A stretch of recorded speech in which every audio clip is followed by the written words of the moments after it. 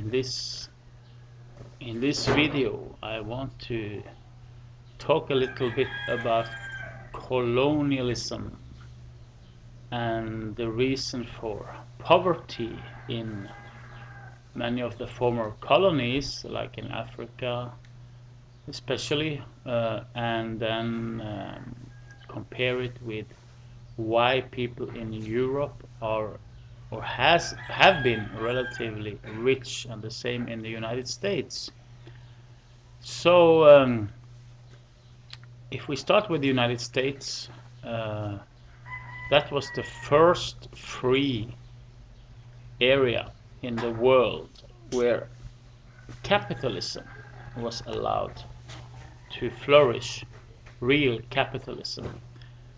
Today there is not much capitalism left in the United States. It's basically run by big companies and very rich people who are controlling things in the background. So people are getting poorer and struggling all over the world. I just shared a video with the president of Ghana. His name is Nana Akufo or something. Let me see. Nana Akufo-Addo. And he has been going around lecturing now in Switzerland, and now I saw him in I suppose it is in England, and he's talking about stopping to export the raw materials from Africa to the former colonial powers. And there was a discussion with a student from Uganda who asked some question because there was an open debate. And this student, he is a student in England of international affairs. Myself, I have been working on a Master of Global Studies, so I know a little bit about those things. Now, the reason why people think that Europeans and Americans are so rich is because we have a great infrastructure, we have good quality housing, and there is basically not much starvation. Most people, they have good clothes. If not, they would freeze to death. Most people have a good education.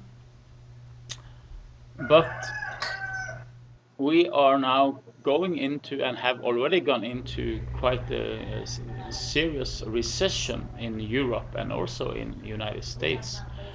So one of the reasons that the middle class became so strong and wealthy, relatively wealthy, for the last, let's say, maybe 60 years or so, has some very fundamental reasons, especially in Europe. Europe used to be controlled by the rich guys, by the nobles, by the kings, and by the landowners. So most Europeans have been like in a state of slavery for hundreds of years. Now in France, they got so fed up that they killed the king, they killed the nobles, they killed much of the clergy that was totally corrupt. It started out with the revolution on the 14th of July 1789.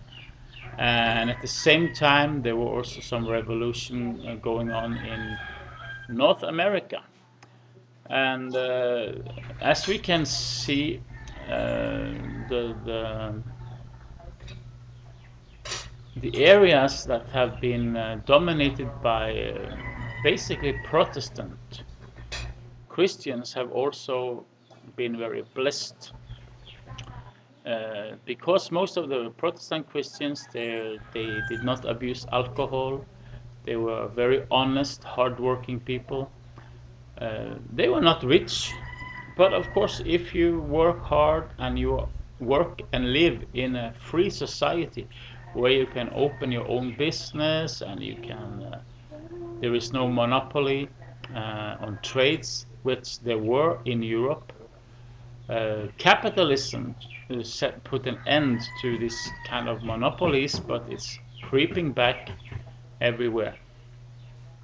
So the Protestant mindset has been dominating in Scandinavia and in large parts of Europe, especially large parts of United Kingdom and Holland or the Netherlands, and also in Germany, large parts of Germany, and also in Finland. So we can see this is one very important thing.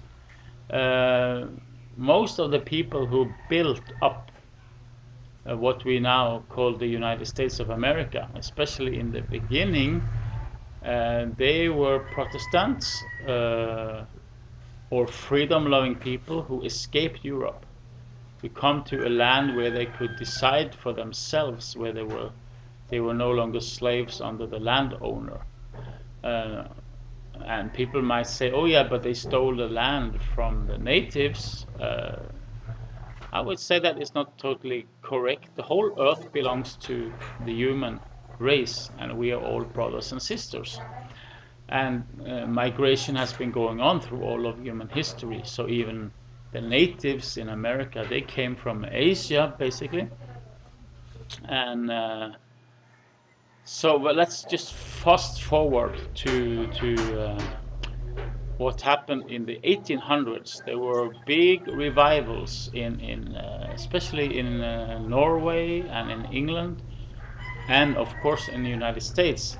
Very big Protestant evangelical revivals. So many people they turned their mind to God and to the Bible. And the Bible is a foundation stone for individual freedom, where you follow God and Jesus more than you follow the politicians and the landowners and the kings and the queens or whatever. So the Bible has been a very important part of the whole discussion. Catholics are not so are not so interested in following the Bible. I'm now talking about the clergy. They don't want people to read the Bible and practice the Bible, because so many things in Catholicism were abuses. That's why we had the big Protestant and Reformation, Reformed Christians, Lutherans, etc. in Europe during the 1500s, 1600s, and so forth. So this is one very important thing. But even though they were, most of these people were God-fearing, Bible-believing, honest, hard-working people, they were still quite poor, relatively said quite poor. So if you today think that, oh, I'm poor because I don't have a car, well, I have a car in Norway, a very old one, but here in the Philippines I'm driving my tricycle, okay? And I'm blessed to have a tricycle. Many people here, they are very happy if they can have a small motorcycle. So, but all of them have phones, even smartphones, right? And much of the same thing goes all over the world, that people think that the white guys and the Europeans, they are so rich, and that's why so many people from all over, like South America, they want to go to North America. People here in the Philippines want to go to Europe, but especially to United States also. Many people think that if they just go over the fence, the grass is much greener. And one of the key factors that has been discussed for decades is education, the level of education.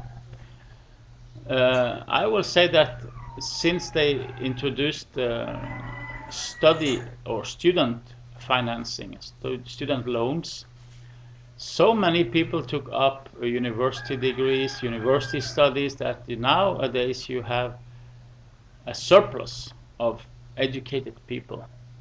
And of course, if you are an engineer or if you are a nurse in I'm talking now about United States and Europe, you might have a good job, especially engineers. But of course, if there are downturns in the economy, the engineers will be among the first to lose their jobs. So the status quo of Europe these days is that a huge percentage, especially of the younger population, have no job, no income. And they are actually escaping their countries like Portugal, Spain, Italy, Greece. Those countries have been hit very hard by financial crisis, but also the whole system where agriculture has been abandoned or is looked upon as something for dirty farmers, dirty job, hard, sweaty jobs that has not attracted many of the young people. They want to sit in an office, have a coffee machine, and yeah, wear a nice clothing like a white shirt with a tie if they are guys, and I don't know what the women, they are always trying to look like men these days. The thing is that my parents' generation, they grew from actually being quite poor in Norway to become wealthier and wealthier. And you must remember that Europe had a First World War, and in the 1800s you had also a lot of wars where so many men were killed off. In the First World War, so many men were killed off. In the Second World War, so many men were killed. So there were actually a lack of men and of people. After these wars, and especially since 1945, um, the whole system, political system, everything was screaming for workers.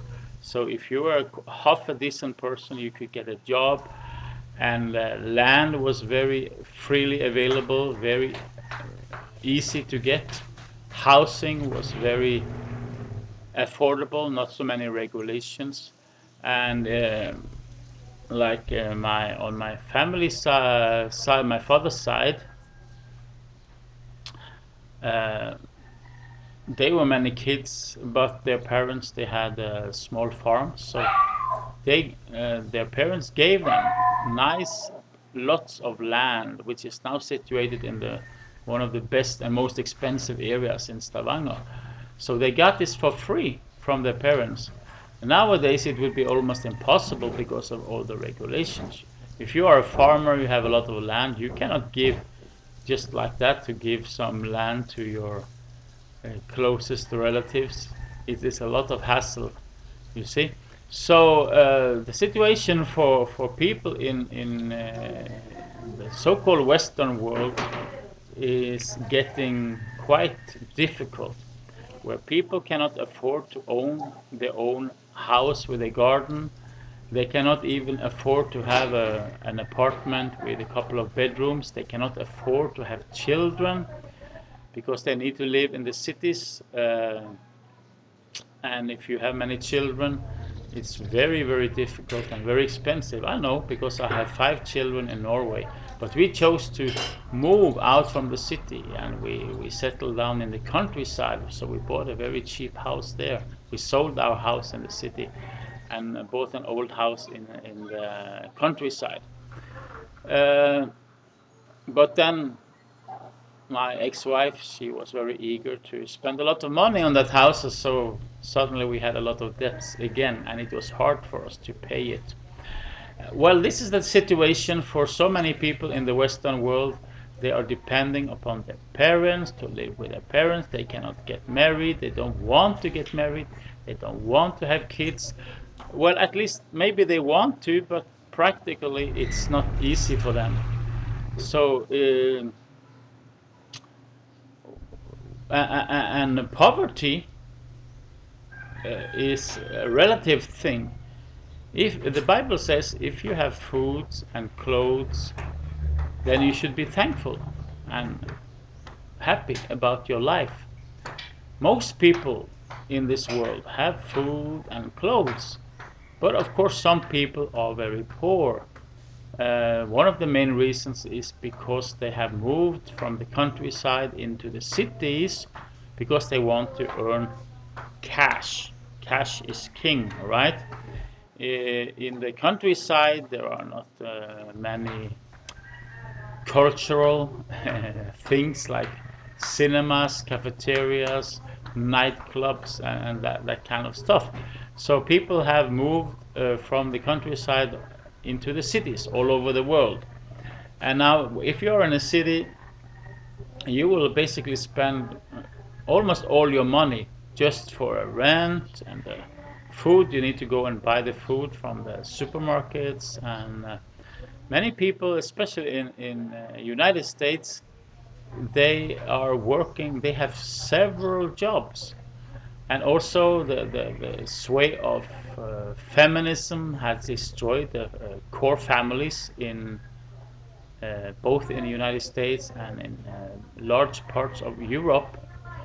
So you have now a lot of single people who are lonely, and many of the young people, they grow up suicidal.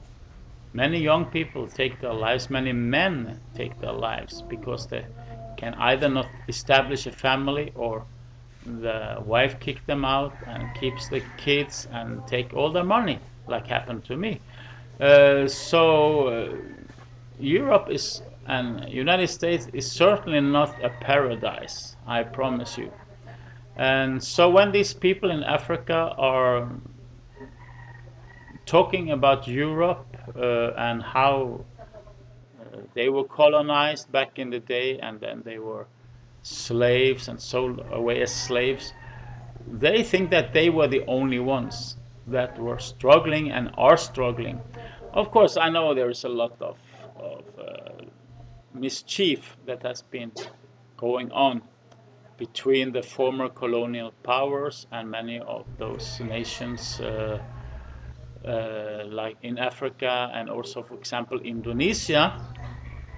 So the world trade has been controlled by the powers that has been there for centuries, controlling especially Europe.